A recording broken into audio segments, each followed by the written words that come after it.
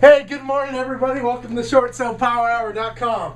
This damn remote's still giving me problems, and so is Fred Weaver, and that's why he's gone today. I'm Group 40. Well, I'm part of Group 4610.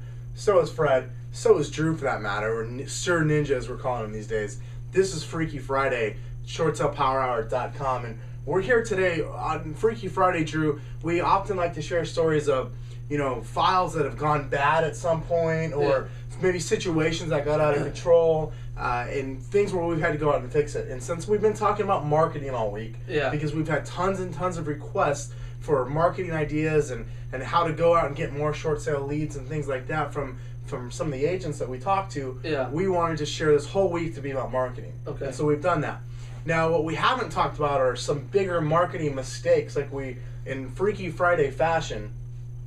We need to talk about some mistakes, because we all make mistakes.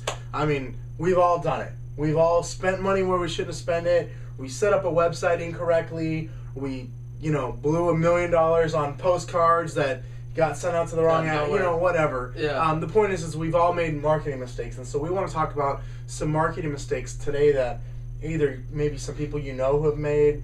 Well, maybe we'll share some that we've made, things like that. Some that I've made. Some that you've made personally. Yeah. So we can share that with whoever's watching this video right now and help them avoid making that same mistake that we have, and maybe just lend some guidance, if you will. Sure. We talked about one yesterday a little bit, and that's when you're doing pay-per-click, is not actually if you're doing any sort of paid marketing. Okay, so let me qualify that by saying pay-per-click, postcards, letters, commercials, radio, anything that you're paying for, you should never, ever, ever send them to your homepage.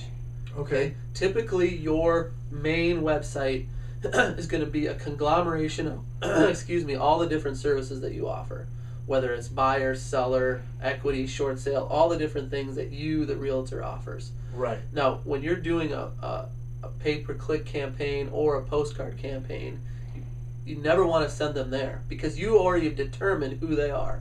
So, like, for instance, if I'm doing a pay-per-click campaign on, let's say I'm looking for short sale sellers. Yeah. I'm all about, that's why I'm spending money, because I want people to click my website who are potential short sale sellers for me. There should be a specific website that talks about who you are. Okay. Question and answers around short sales, and then do they want in or out?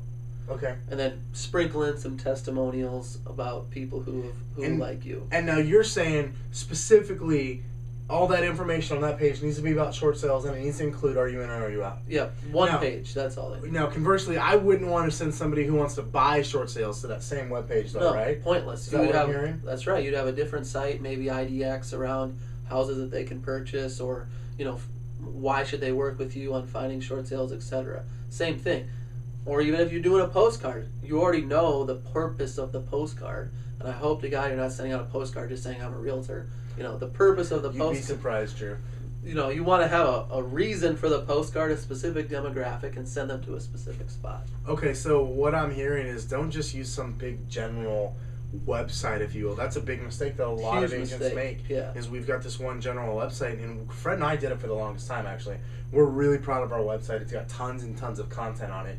But it's really mostly about short sales, and it can be a little overwhelming if you don't know how to navigate it. So one of the first things we did with you is we said, whoa, hold on. Let's come up with one dedicated page that's a decision point, that's got the information you need, and it's got a form for are you in or are you out. Yep. Right? Yep. And then another thing that people screw up all the time is they don't, either what we talked about, ask for the sale or don't tell people what to do. If you're looking online, my focus is online. It applies to print too, but online, one of the purposes of being online is to click around, is you're surfing. And so in the back of your brain, your mind is saying to yourself, what do I click on next? What do I click on next? Well, that's why we've got that huge button, right? Yeah. It's that call to action piece. Yeah. Make it hey, do easy. This next. Like, Mr. Seller, do this next. Mr. I want to buy a home from you. Do this next, so that way I can contact you. Yeah. Don't bury the story. The story is do this next. Make it obvious so that they know what to do next. Okay, great. So that's a huge piece, guys, and I hope you're really getting that. That's something that I think is is subtle yet it's overlooked by so many people, but it's not so subtle in the results that you're getting. Like, right. You mentioned something off camera. A lot of people have, they're paying for pay-per-click, but they think they're not getting the results because they're just sending them to this just glob of information that's almost pointless. You used the term earlier about what are sellers looking for versus what are buyers looking for. Yeah. We talked about when we're looking for short sale sellers. That's a good match in marketing because people are online searching for advice, how to avoid foreclosure, for example. And that's what you're giving them. You're giving them advice and a solution to the problem. I have a problem and I'm looking for a solution, and you're matching it so it's a perfect match. Now, there's a disconnect when we talk about buyers. Buyers are looking for a home. I'm looking for a 3-bedroom, 2-bath, whatever. And the disconnect comes is you're selling yourself. Okay, you're selling advice. So there's a disconnect. Why do I need a realtor? Why do I even need to pay you? What purpose are you providing me? I can go on Zillow and these other websites and find home information because they think they're buying a home. But what they really should be buying is your expertise, because you can navigate the waters for them. You can train them. You can assist them in so many ways, not only just from a contract standpoint, but just in general web searching. So, you have to be aware of this. So what we always say is you give them what they want. So you need to have an IDX if you're looking for buyers. Give them what they want, but then show them what they need on your site and convert them. Great. Guys, I think the important thing here too is be clear on your message. Know who you're talking to. The next thing you're going to want to do is you're going to want to ask for the sale. You've got to ask for the sale. There's no sense in walking around and introducing yourself to 1,000 people and telling them that you're a real estate agent if you don't follow it up with, do you or somebody would like to buy or sell real estate in the next 30 days? No? Okay, great. Move on. So, it's the same thing, guys. If you go out and door knock a neighborhood, you wouldn't just door knock and introduce yourself. You would ask the question, do you want to buy or sell real estate, or do you know anybody who's looking to buy or sell real estate? It's the same simple techniques that we use in prospecting that you've got to put into your marketing efforts. So don't be a bozo like we were, and don't make what can be very expensive mistakes. I'm not even going to count the cost of what it costs to have a website. Thousands of dollars we've screwed up. But let's talk about the lost sales and that cost. Now, I don't even know that we could really even measure it because it's in the tens of thousands of dollars and maybe approaching 6 figures. So don't be a bonehead. You want to know who you're talking to, what you want from them, and you need to convey that to them very clearly, very, very concisely. Yeah. And now that call somebody a bonehead? I was actually called you a bonehead. Oh, wow.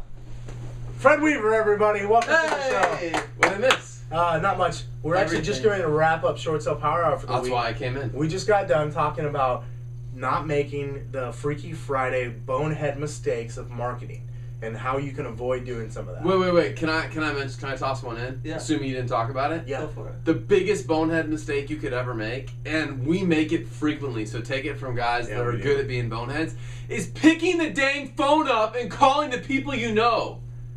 That's not marketing, but yeah.